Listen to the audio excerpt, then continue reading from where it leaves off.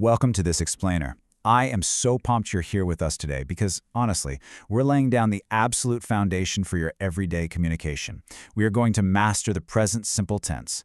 Now, I know grammar can sometimes feel a bit like a giant puzzle, but we're going to break it all down using clear, visual building blocks that you can instantly apply to your own conversations. Whether you're a total novice looking to lock in the basics or you're just here for a quick refresher, this visual journey is entirely for you. Here is our roadmap to get there. First up, the everyday English tense itself. Second, building positive sentences. Third, handling negatives and questions. And finally, some practice and dodging those common mistakes. All right, let's jump right into part 1, the everyday English tense. So, what does this tense actually do for us?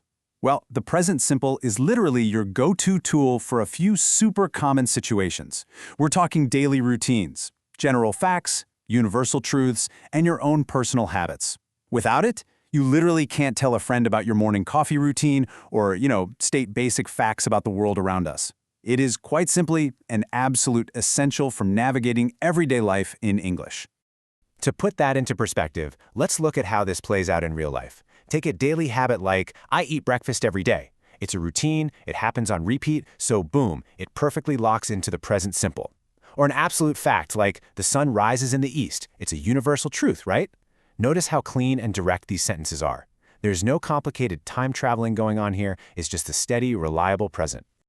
Moving right along to section 2, building positive sentences. Now, here's where it gets really interesting. English actually splits our pronouns into two totally distinct groups for this. Group 1 is I, you, we, and they. For these guys, you literally just plug in the raw base verb. I play football. Super easy, right? But group 2, well, he, she, and it demand just a little extra love. Whenever you talk about him, her, or it, you've got to tack on an S or an ES to the very end of the verb, so it becomes she plays football. I know, adding that ending might sound a bit tricky, but it's really just a simple 3-step process. Step 1, for the vast majority of verbs, just add an S, so play becomes plays. Step 2, if the word ends in a hissing sound, like a ch, sh, s, or x, you add es just to make it pronounceable, so watch turns into watches. And step 3, if it ends in a consonant followed by a y, you just drop that y, swap it for an I, and add es. Study magically becomes studies. Easy peasy. Let's see this in action side by side. She reads every night. Because we're using the pronoun she, the verb read absolutely has to carry that s. Now check out the second sentence. They play football on Sundays.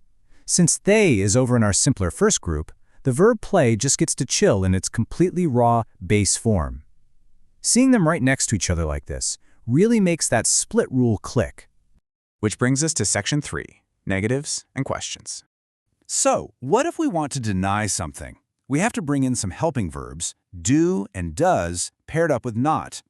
Group 1, again, I, you, we, they, pairs with do not, or the contraction don't, right before the base verb. Group 2, he, she, it gets does not or doesn't. It's almost rhythmic, really. Try chanting it with me. I don't, but he doesn't. We don't, but she doesn't. Visually, the contrast is super clear. I don't like coffee uses don't because I is a group 1 pronoun. But he doesn't like coffee uses doesn't because he is in group 2. And hey, notice something absolutely crucial here. In that second sentence, the word like does not have an S on the end. Why? Because that helping verb doesn't is already doing all the heavy lifting for you. The base verb just gets to relax. Asking a question follows that exact same logical pattern, we just shuffle the pieces around. Do jumps to the very front for our first group. Do I, do you, do we, followed by the base verb. And does kicks things off for the he, she, it group. The helping verb essentially acts as a giant flag waving right at the start of the sentence to let the listener know, hey, a question is coming. So, if you want to ask a friend about their sweet tooth, you just apply the formula. Do you like ice cream? Using do for you. Or asking about someone else. Does she like ice cream? And, just like before, that base verb like doesn't change at all. Do and does take care of the heavy lifting right at the start. All right, let's bring it all home with section 4, practice and common mistakes. Take a look at these time expressions. Seriously, words like always, Usually, sometimes, or phrases like every day are like secret cheat codes. They're giant neon signs flashing that a habit or routine is happening. When you spot these in conversation, you should instinctively be reaching straight for your present simple toolkit. Now, let's talk about a massive trap that so many learners fall into. Burn this visual into your brain. It is incredibly tempting to forget that Group 2 rule when you're speaking fast, but she go to school is fundamentally incorrect. It absolutely must, always and forever, be she goes to school with that ES, locking the whole sentence together.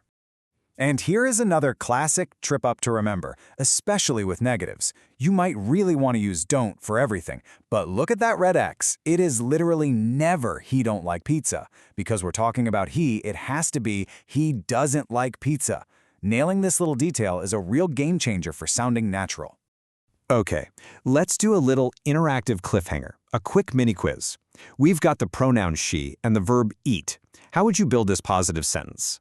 Think about our building blocks and lock in your guess before I show you. All right, the reveal. She eats apples. If you guessed eats with that S right at the end, you nailed it. You successfully applied the he, she, it positive sentence rule. Awesome. Let's tackle another one. What happens to our verb when the pronoun is they and our verb is play? How do we construct this routine? Think back to our two pronoun groups. Yep, it's they play football. We just use the plain, unmodified base verb because they is right there in our very first pronoun group. No S needed, just pure, straightforward communication. All right, final test. This one combines the pronoun rules with those spelling steps we talked about. We have he paired up with go. How do we modify go to fill in this blank perfectly? And the answer is he goes to school, ending in ES. Because go ends in an O, we need that ES to make the whole thing flow smoothly. Absolutely fantastic job applying those visual structures today.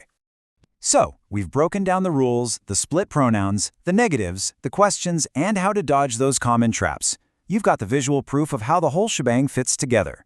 So I'll leave you with this.